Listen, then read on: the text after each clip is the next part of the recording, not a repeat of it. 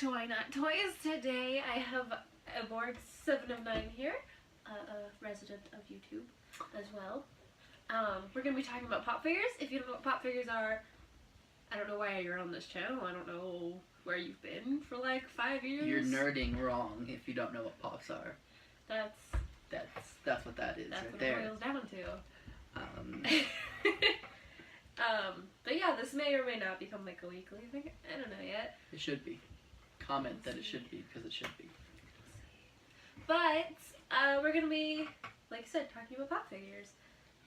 So this week we just had the, or I guess almost like a week and a half now.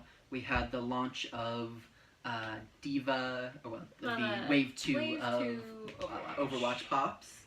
We also had the life-size Groot, and I should have pulled him down, but the Qui-Gon Jinn. And that whole thing. That whole thing. So we got a little bit to cover here. Oh. So we just finished up a video talking about the Overwatch Pops on my channel. Go check it out. Check it out. It's good. It's a video. It's there. So we were talking about a little bit about the whole skins and redoing the same pop and all of that, and how ridiculous that's getting. I don't want to get too ranty about it, but it's especially with the Overwatch stuff, it's getting really ridiculous. They need to just focus on getting all of the characters out, in my opinion. I was crazy happy when Diva came out. I was pretty excited about Lucio, which is somewhere around here, and I was super excited about Reinhardt as well, just because they're characters that I really like. I like their aesthetic, their design, all of that. They're beautiful. But we're talking technically Wave 2, but there has already been, 5 other variants of Pops that are part of Wave 1? At least 5? And we have like so 4 or 5 Reapers. That's a good point. We have like 4 or 5 Tracers. At least 4 Reapers, at least 4 Tracers. Got a bunch of 76s that I haven't gotten to be able to 3 or 4 76 variants, 3 Pharah variants. No Winstons. No Winston I wonder variants. why. But I really wish they would just focus on releasing all of the characters, or at least most of the characters that are really popular and that matter to the fan base first, and then go into variants, like, Wave 1 of just Wave 1, and then Wave 2 of more characters, Wave 3 of more characters, and then have, once they're finished with their base characters, then Wave 5 is all variants, and so on and so forth. Would be a really good way to market, in my opinion. Get what you're doing it, Funko. Easy money. It's easy money, but you're gonna have a lot more happier fans if you just a lot more happy fans. A lot more happier people. It makes sense as far as a consumer goes, because it's very hard to get any of the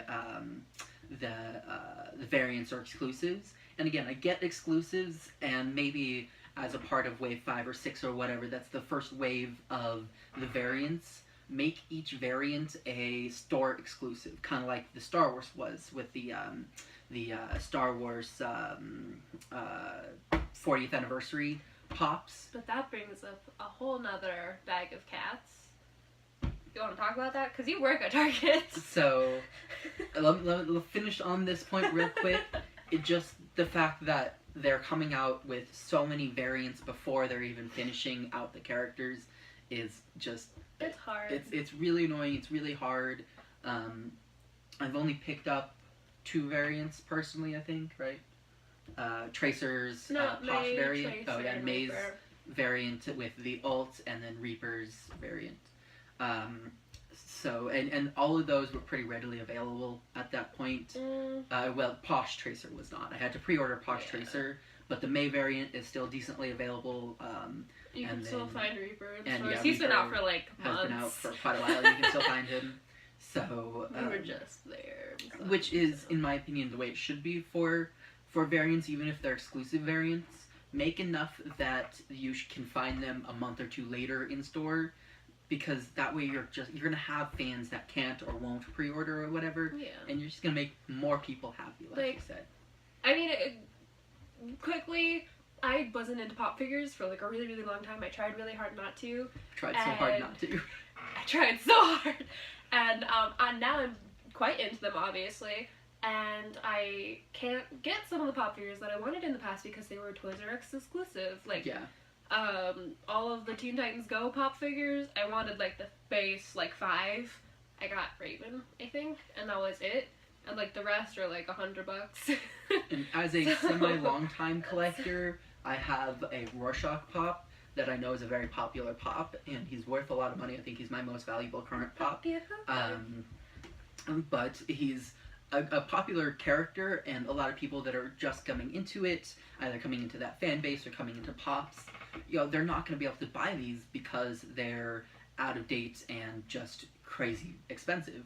And that goes for most collectible things, is the further out of date they get, the harder they are to get, especially in good condition, and the more expensive they're going to be. But I feel like Funko/Pop is trying to market it that way, and it feels a little schemy as far as marketing goes, and it's starting to push me away from especially buying variants more and more. I mean, obviously, it's buying 2 of the same thing in different paint jobs already kind of feels weird, but it's pushing people like me who like pops and like variants away from them because it feels like a scheme almost. So Qui-Gon. So let's talk Star Wars 40th anniversary and the things they did good and the things they did bad. So in my opinion, what they did really good was the pops themselves were con pops, not con exclusives, but they were con release pops. So they were all released and available at the Star Wars convention in where was it? Orlando, Florida, I believe it was, for the 40th anniversary.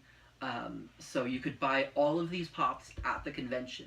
They were also released as store exclusives throughout the country, at least throughout the U.S. I'm not sure about worldwide. Yeah. My Diva Pop has a scratch on it. We just noticed something. But as I was saying, the way they released them was honestly great, in my opinion. I mean, they did a similar thing for Comic-Con. They're now trying to do a similar thing for Comic-Con, but I think this, with the Star Wars stuff, was the best version of that they have done. They made Qui-Gon Jinn was Target's exclusive. Leia was Box Lunch. As well as the they were Dorbs. Dorbs. The other vinyl figures. They were Greedo 2-pack vinyl figures. I don't remember what they're. But the droid from Star Wars Rebels was not GameStop. It was Hot Topics exclusive. So they had different stores had different exclusives that were the con pops. I really like that. So what they did wrong was mainly at Target. Right? It was a little bit of a mess up on Target and a little bit of a mess up on Funko/Pop or whatever. Funko is the company, right? So the release date for them was supposed to be the first day of the convention, which was I don't remember what day it was at this point. But the Target did not receive them. I don't even think we got them until that day. I personally work at Target. I don't think we even got them until that day, and our point of sale system wouldn't let us sell them. They were street dated through our point of sale system for a week later on Easter Sunday, which Target is closed Easter Sunday. So there was a huge debacle about, can we sell them? Are we supposed to be selling them? Our computers literally won't let us. How do we sell them? It was a big problem, both on Target's side and on Funko's side. They were both trying to figure out what's going on. Why can't we do this? We need to be able to do this, kind of a thing. And same thing was happening with the life-size Groots to a point. It wasn't quite as bad. This one we can open because it's the Xbox one. But it was a huge problem, a big mess up that really should not have happened. Receipt. Oh, that's where I put Oh, that. he comes with a background. Cute. Yeah. Cute. Sorry, she's opening it for the first time. So it was a big mess up, and ended up that a lot of people that are collectors and really wanted them didn't get them because Target didn't know what time or when to sell them. So it was just a lot of mess up. I personally only got one because, again, like I said, I work at Target, and I have a friend that works in the electronics department that knew that I collected them and pulled one aside for me. But it was a big problem. And kind of the same thing happened with this guy, where his release date through our computers were Easter Sunday, but they were supposed to be released way before that, and the computers weren't letting us sell it, and then stores didn't know when to sell them, and again, it was just all kinds of crazy debacle. And I personally didn't get one of the ones that my store got. I had to go to a different store to pick up one, and then I ended up getting a second through a friend who knows I collect them in San Diego, and was able to pick that up. Shout out to Carnage Pops. I don't think it's still Carnage Pops. It's not Carnage Pops. I think it's just Carnage Bomb now. Carnage Bomb. He's having a little bit of a identity crisis there. Crisis. Anyways, he was able to pick me up one, so I now have two of these guys, and I love them. Cause problems. Yes, problems. Look at that. It's just fucking cute. Excuse the language, but look at that. So I guess we should kind of hop into the size problem here a little bit. So I personally don't have an issue with 6-inch pops, especially scale-wise. When a character or a person or whatever in a certain franchise is meant to be bigger, and they make a 6-inch pop, Diva, Reinhardt, some of the dragons from Game of Thrones? no, not Game of Thrones. What am I thinking? Ooh. I can't think of it right now. But different characters. Different example, Big Daddy. Yeah, Big Daddy, BioShock. the Songbird from BioShock. Titanfall. The Titanfall ones. All meant to be larger characters and therefore are larger pops. That totally makes sense, and I love it. I have a issue with how big he is, but I also love it. So my issue is he's too big as a pop. Look. I mean, the Diva here is Reinhardt. These are 6-inch pops. This is a 10-inch pop. Huge. The box is gigantic. This does not fit anywhere in the collection. It doesn't fit. So he's too big, and I fear that this is going to become a thing now that they have done this. It's gonna become. It's pretty much going to become a thing. The demand for this group. Yeah, the demand for this group because it was a Target exclusive. Oh well, like people like this. Now they're gonna be like, yeah, it's a popular thing. Let's do it. On the plus side, I freaking love it. I like that he's basically the same scaling as a regular pop would be, just big. I like that he is a bobblehead. It works for him, in my opinion. I don't like most of the bobbleheads. I don't like bobblehead pop figures. I don't like the small ones, but for him, I think it works really well. I mean, For that, I guess. In my Excuse my dog barking in the background, also. But I think it works really well as far as bobblehead. The scale issue, or the other thing is he's life size. So on the box, it says that he is life size 10 inches, right? So theoretically, Groot in the movie is about 10 inches tall. Now, scaling with the head and the body, obviously totally off because it's a pop figure, but I like that it's meant to be life size. So that's pretty cute. A very cool pop to customize. It would be because he's so big, it would be really easy and very cool to customize. But I fear greatly that this is going to become a thing, and that's my biggest issue with it. And he was not cheap. I think he was $30. Yeah, the receipt right here. He was $29.99. So he was $30 as far as pops go. So that is 3 regular pops. That is 3 baseline, regular pops. Diva was $25, which is on the high end of 6-inch pops, but it's also because she was kind of the 2-part with the Diva Mini and then the larger Diva. I believe Reinhardt was 20, which is the general size for the 6-inch pops. General price for the 6-inch pops, which kind of makes sense. They're about twice as large as regular pops, so they're about twice the money. It kind of makes sense. But he was expensive, he's giant, and I'm not sure that I love that trend in general. You have any thoughts? Oh, man. So insightful. Tell us No. more.